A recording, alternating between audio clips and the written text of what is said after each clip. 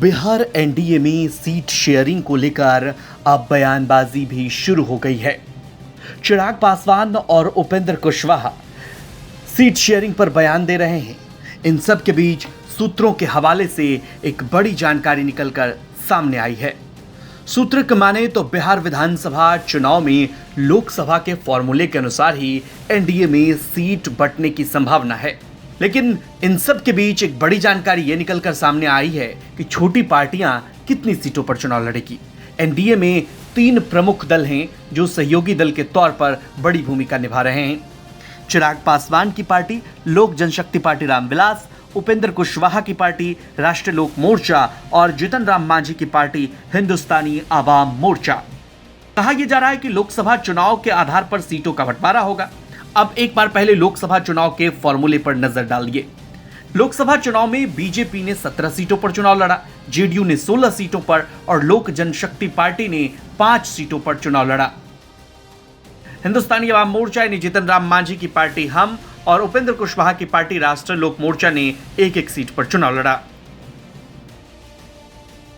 लोकसभा चुनाव में बीजेपी ने जेडीयू से 1 सीट ज्यादा पर चुनाव लड़ा था, लेकिन विधानसभा चुनाव में सूत्रों के हवाले से जो खबर सामने आई है उसमें कहा जा रहा है कि जेडीयू बीजेपी से 1 या 2 सीट ज्यादा पर चुनाव लड़ सकती है।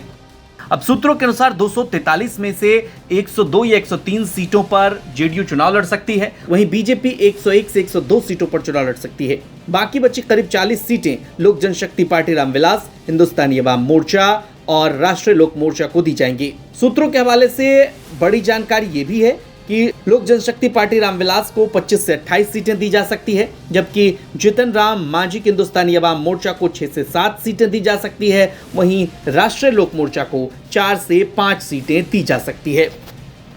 लेकिन सवाल यह है कि क्या चिराग पासवान की पार्टी या फिर उपेंद्र कुशवाहा या जीतन राम मांझी की पार्टी इतनी सीटों पर चुनाव लड़ने के लिए हामी भरेगी?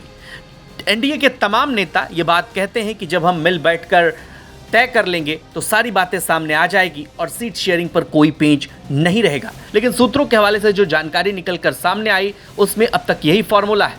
दूसरी तरफ बयानबाजियां तेज हो चुकी हैं। चिराग पासवान का कहना है कि उनकी तैयारी सभी 243 सीटों पर है।